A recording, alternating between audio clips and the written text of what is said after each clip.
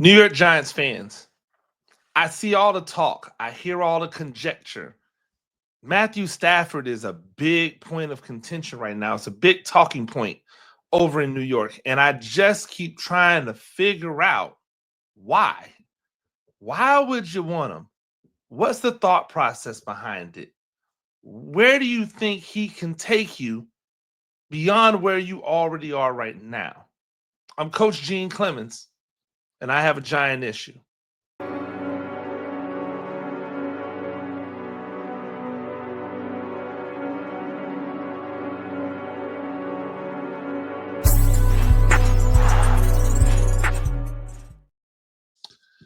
Ladies and gentlemen, welcome back to another edition of A Giant Issue. I'm Coach Gene Clemons, New York Giants on SI. That's where you get all your New York Giants news and information from. Make sure you go and check that out. Make sure you check out everything that I'm doing over there. And then come over and hit that subscribe button right here at the New York Giants on SI YouTube channel.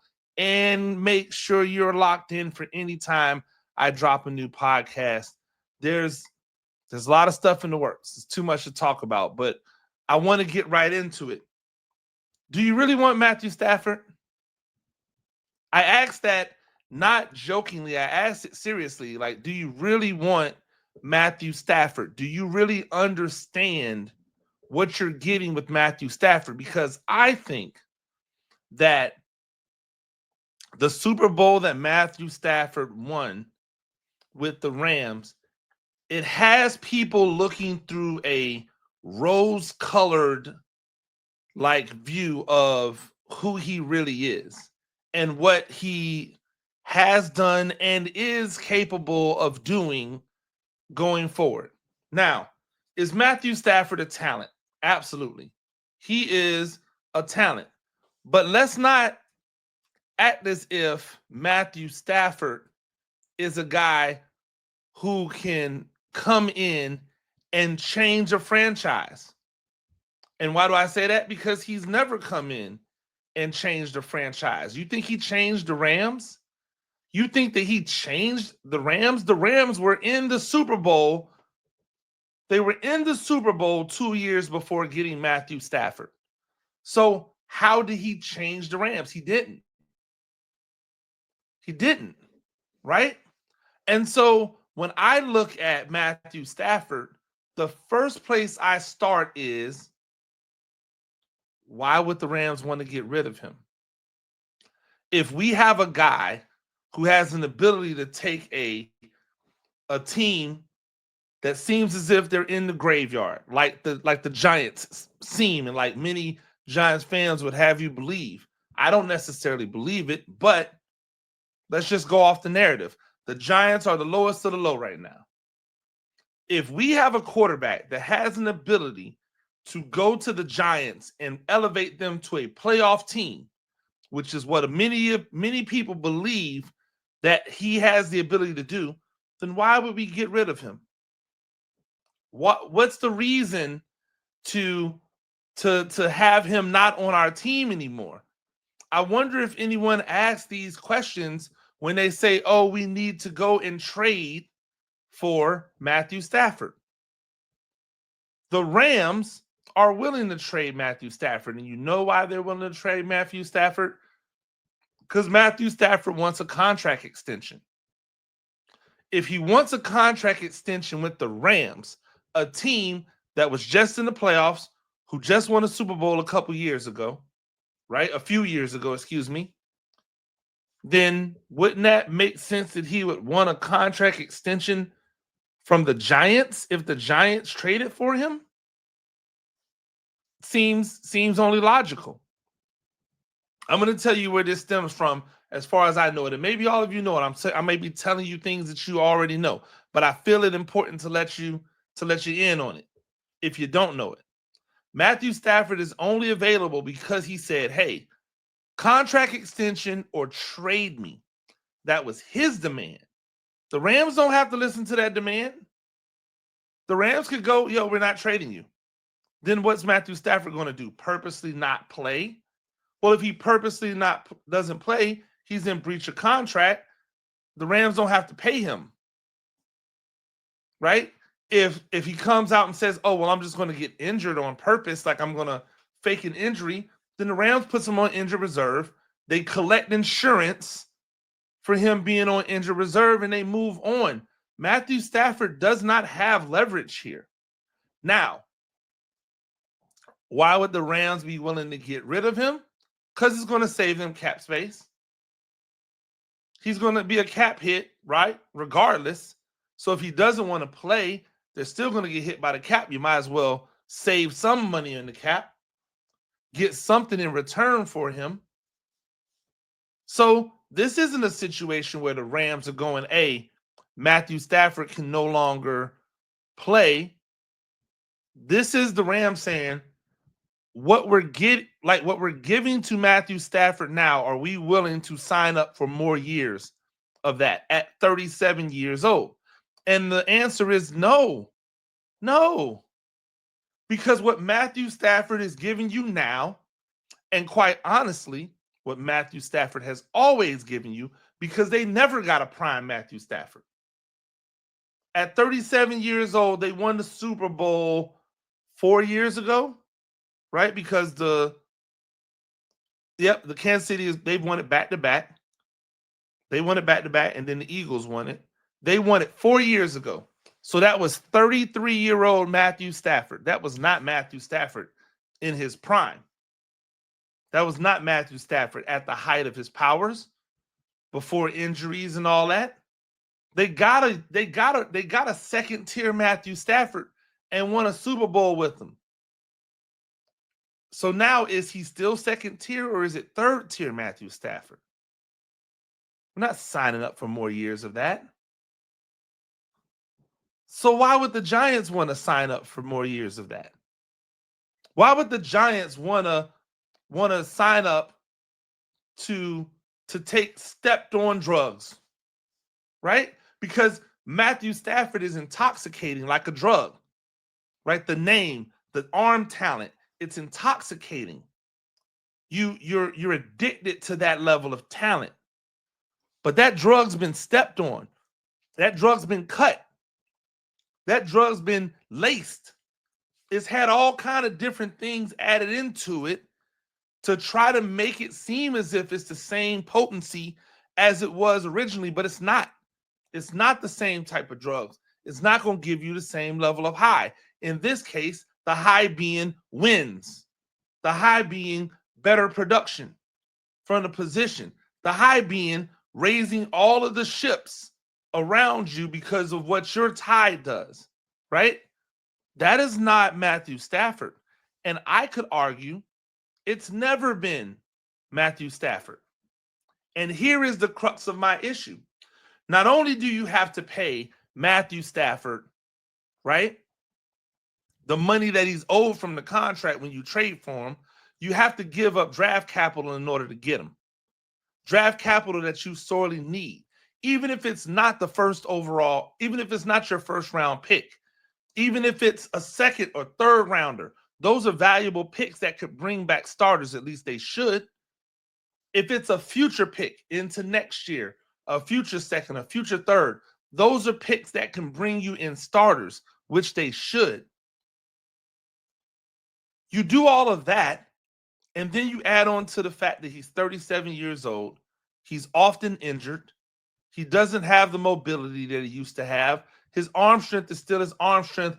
But when has his arm strength ever meant anything to winning for a team outside of a team that went to the Super Bowl with the guy he replaced and sent to Detroit?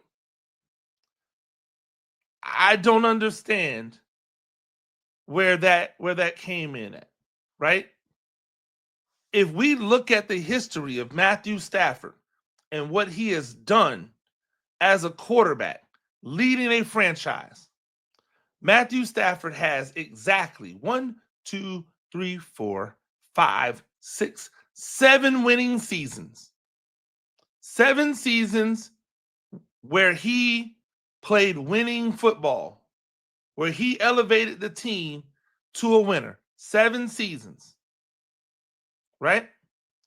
7 seasons out of 16 seasons. which means 7-9. 9 of the seasons, he was a loser. His teams were losers as opposed to the other side. And not for nothing, 2 of those seasons, he was 1 game over 500.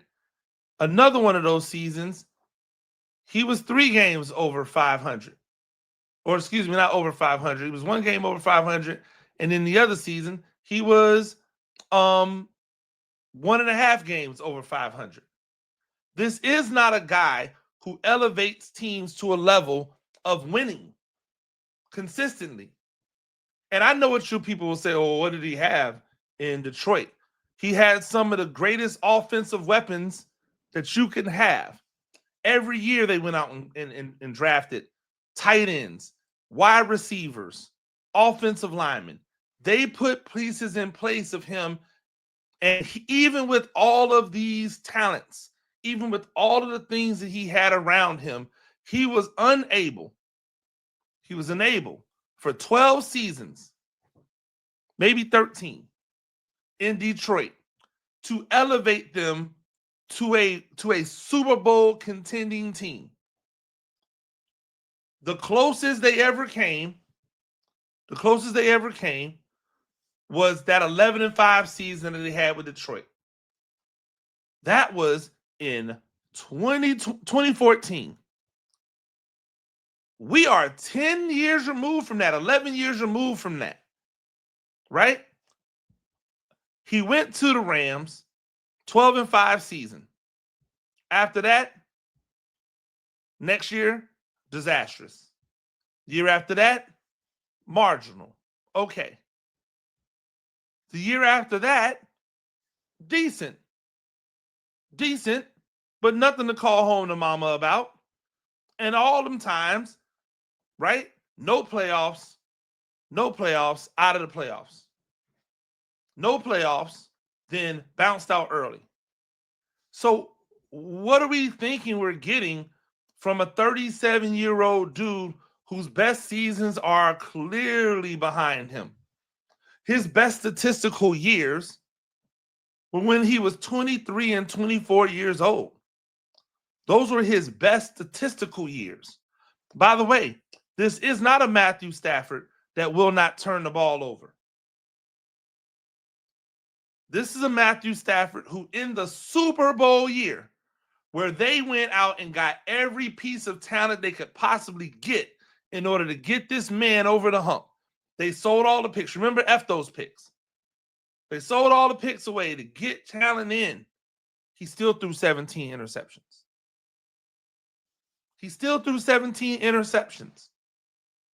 In his time with the Rams, right? In his time with the Rams, he has 28, 18, 16, 38.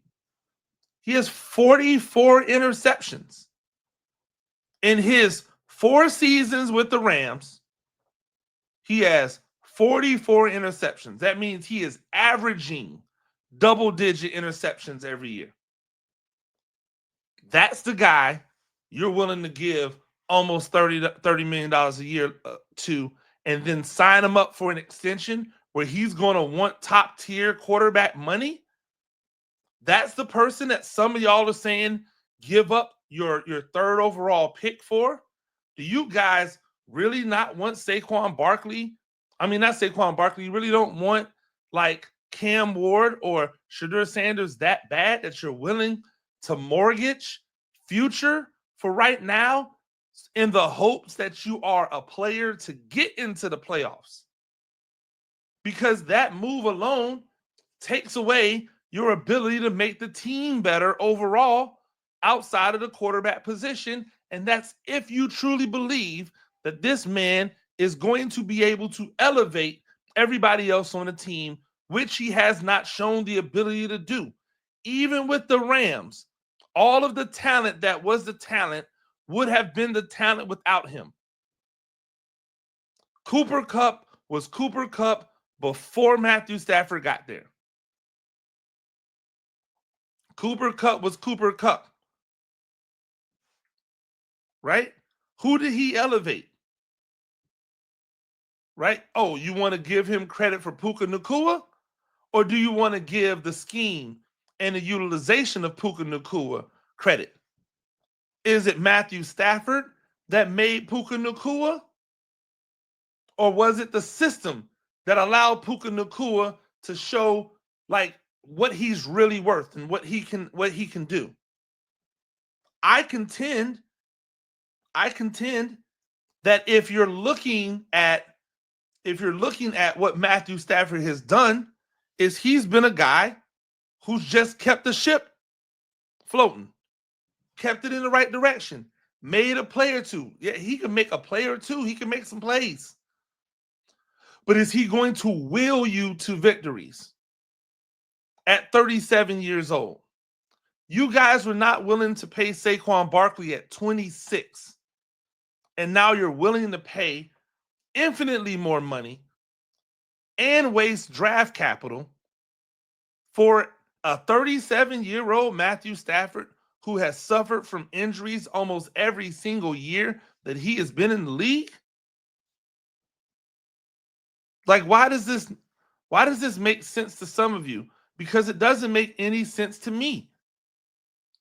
Matthew Stafford last year, 3,900 yards, 24 touchdowns, 11 interceptions. I'm sorry, 2023.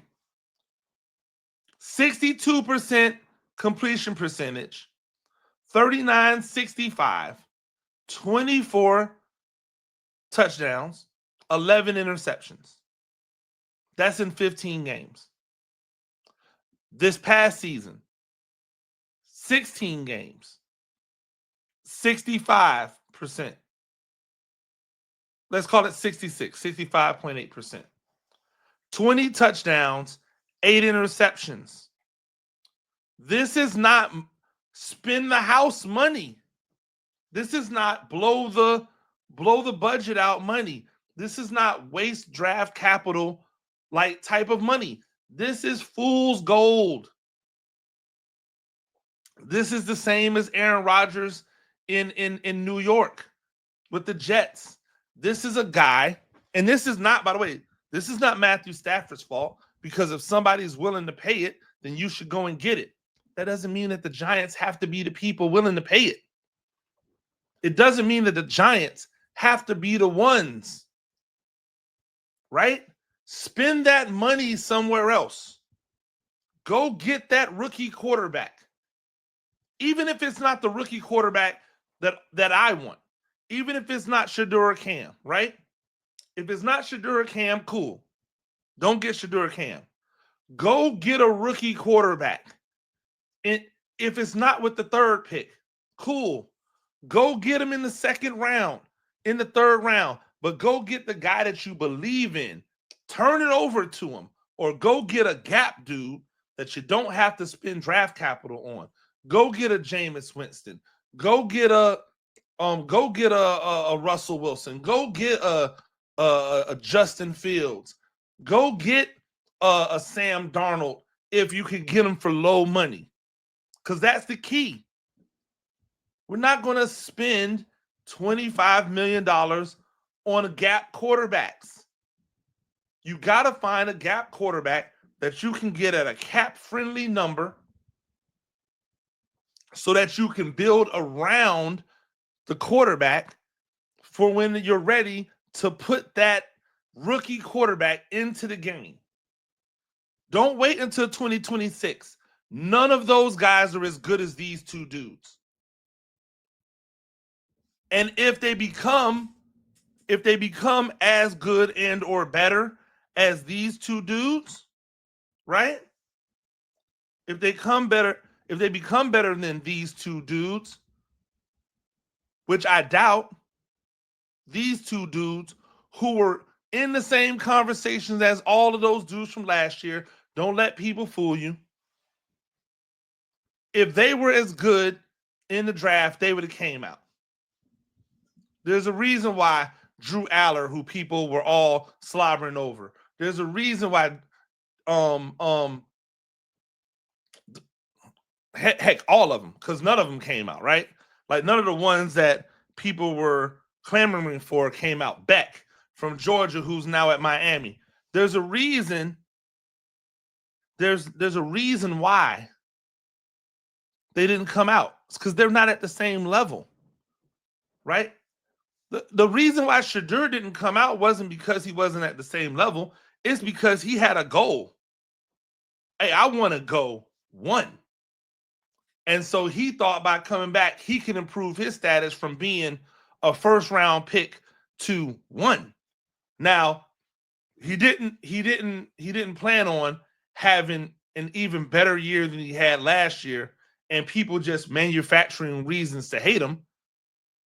But cool, because he still has an opportunity to drop to the Giants. If Ward's your flavor, he has an opportunity to drop to the Giants. If both of those guys are gone, cool. Guess what? You get to take the best player, not quarterback, available. You got it all to you. Go D tackle. Go cornerback, wide receiver. Right?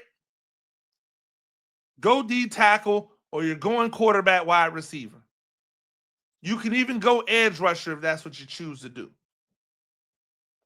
But you can't do that if you don't have the pick, and then you can't put free agents around guys if you don't have money to move because you spent it all on a 37-year-old quarterback who might just be, at this point in his career, only a little bit better than the guy you had before.